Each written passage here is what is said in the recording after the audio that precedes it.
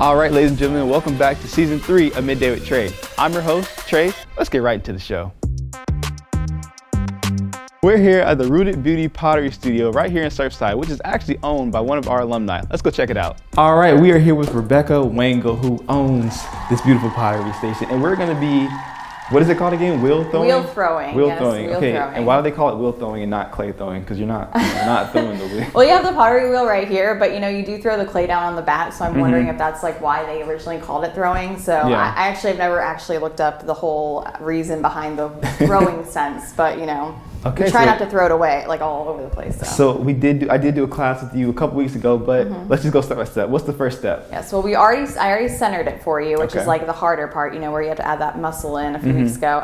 But what we're gonna do is we're obviously gonna start like opening this up. So I don't remember, you probably don't remember, we go down, out, and up. Yep. So what we're gonna do is we're gonna get to that like medium speed first. So go ahead and press on that pedal. That's a good speed. And go ahead and don't be shy, grab some water and get a few sponge bowls on there.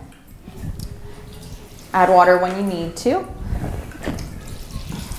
And then once we get it like at that medium speed, we have a good amount on there. Remember, elbows are gonna go on your lap and we're gonna start like cupping it just like this. And I'm gonna make sure that you can see me. And then we're gonna take our two thumbs and kind of act like they're magnetized together. And we're gonna press down in the center to open up. You called this what, tuna candy last time? It was in a tuna can, yeah. Now we're going Oh. into a donut hole. Donut you know, hole, like okay. everything has to be like food related because everybody understands that. But as you're going down, remember we're just gonna stop like probably like halfway on our thumb, like in the middle of our knuckle. And then we'll stop our wheel and, you know, check the depth of the base. There you go. All right. Let's go ahead and suck some of that water out. And then your needle tool's right there. We're gonna take it, press it down the center, and then walk our pointer finger down to the base too, and pull it up and see how thick it is. I definitely have a You still, yeah, you can you can go down a little bit more, so you're totally fine. And so can you talk about your time at Coastal? You know, why did you choose Coastal to go to study what you studied? So I actually went to Coastal my second semester of my freshman year, and then I continued on. But Coastal actually made me fall back in love with art. When I left my high school, I thought I knew I was wanted to be an art teacher, and I knew I wanted to do art. Right. And I went to college, and I'm not saying that the program was like super hard, but it was hard enough, and I just like lost passion in it, and I was like, I don't know if this is what I want to do anymore, and I don't have a plan B. So I went back to Coastal, and the professors made me fall in love with it again. I was like, all right, that was a close call. You know, so I really enjoyed Coastal. I met my husband there too. Professor Howie still talks about how she connected us together because we met in her art history class, which is pretty cool. But yeah, I mean, Coastal was just, I met some really good friends that I still have now. It connected me to the district here, and it's been awesome. And now, are you originally from this area, or did you move here? I moved here, but back in like middle school, so Okay. technically I'm considered a local now, but it just depends on what local you talk to. But I'm originally from Maryland. Okay. Yeah, but I went to North Myrtle and the AST down here, so where are we at now? That's perfect. Okay. Yeah. All right, so we're gonna get a little bit of water back in. And then this time we're gonna cup it, elbows on lap, but this time our thumbs are gonna walk out to open it up. So we're gonna widen it now. So we're gonna walk our thumbs out to the rest of our fingers. Just nice and slow.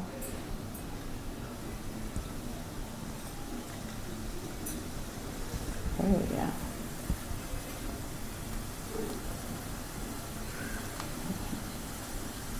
All right. There you go. Awesome. All right, and then I would take your sponge, just get a little bit of that water out of there. We do want water on here, but we don't want like too much. Too much. Yeah, there you go. And now this is where we pull it up. Remember this, like when we make it to what it wants to be. Okay. So there's a few different ways we can do this. We can put like our thumbs at the top right here and put our fingers on the outside, and we basically, I call it like crab claw. So you're gonna make sure your elbows are on your lap, and you can pinch the wall and pull up nice and slow. So see if like that's one way that feels good. There you go. And just walk it up nice and slow. There you go. And then once you get up to the top, you can go ahead and go back down to the bottom. There you go. I'm gonna have to fire this one for you too. And so after you graduated, what was your job process like? Where did you go right after Coastal, after graduation? So right after Coastal, with my master's, I graduated in August 2014, and I immediately, I think like 3 weeks later, started teaching at a local elementary school. So you went back to back, so undergrad straight through. I was like, let's just get it all out of the way. But yeah, I did and also I was working during college too, so I did a grad assistantship with Jim Arndt in the art gallery. Yeah. So I was their art education intern, and that was awesome because I would just walk in one day and Jim would just be like, well, what do you want to learn today? And I'm like, aren't you supposed to tell me what you want? So that's what's so awesome about those professors, that they're like so willing to just like help you figure out things that you've never done before, and it helped me a lot. How's it looking over there? How's the wall feeling? Look at that. Very nice, Trey. So you can just keep building it up? Yep. Okay. I'm going to go ahead and like feel yours and see like where it's at. No, yeah, you still have a lot to go. Okay.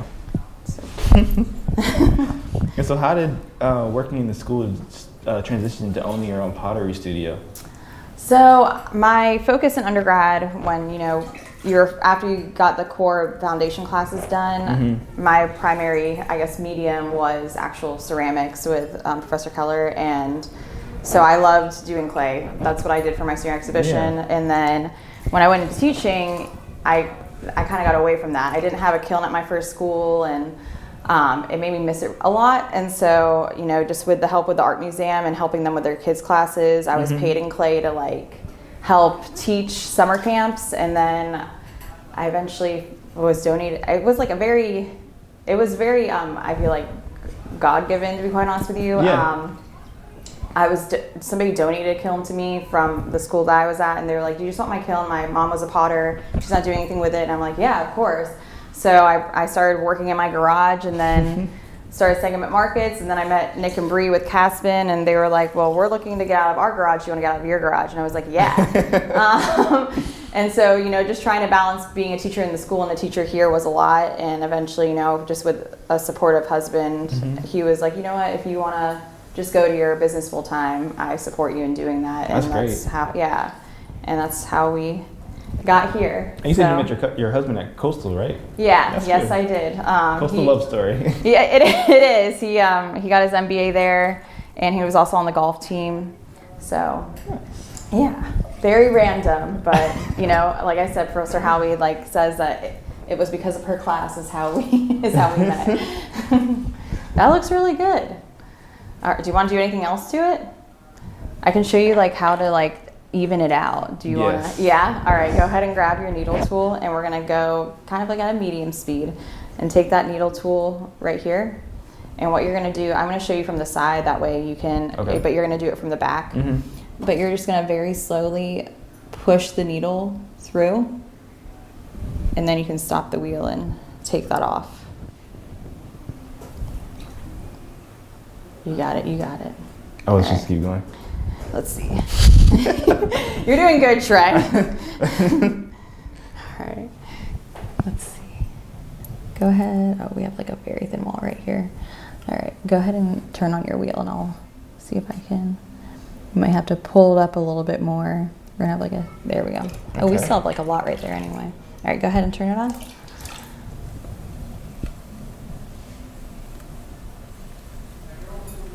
All right. So you want to go ahead and pull it up one more time. You still have a bunch of clay right here. Yeah.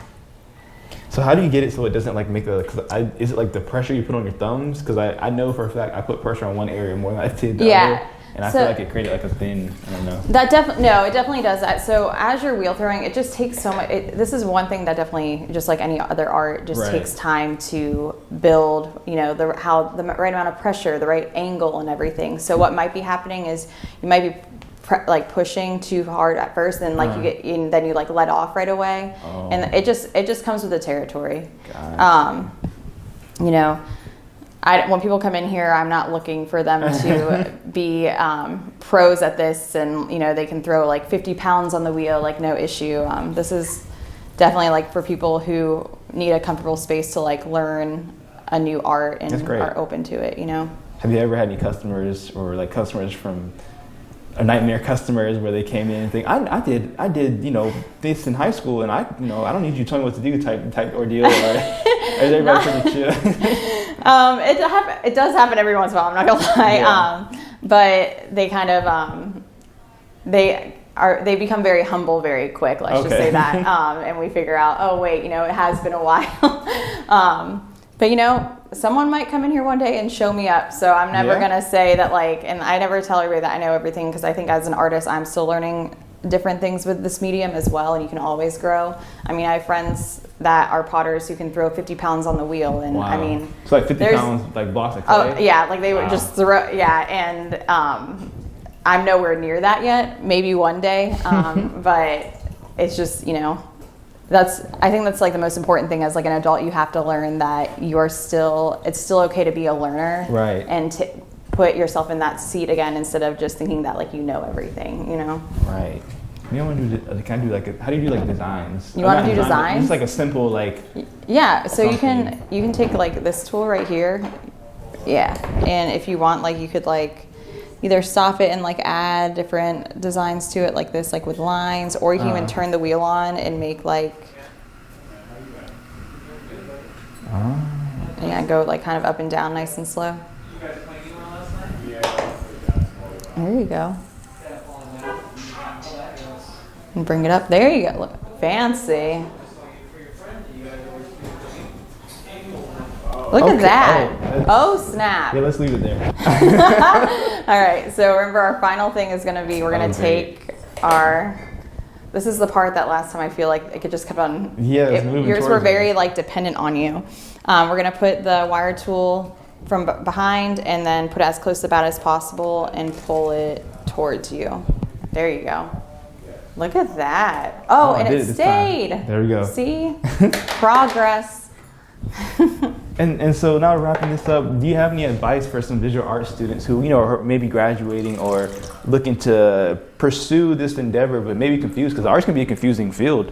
You know, you have some people telling you art, you can't make money doing art. You have some people telling me follow your dreams. Like, what advice would you have for them? Obviously, art is subjective. Right. So just like and I feel like the professors at Coastal, like especially in the art, make sure that you know that, and they're very open-minded, which is amazing, because you don't always get that depending on what art college you go to. Right.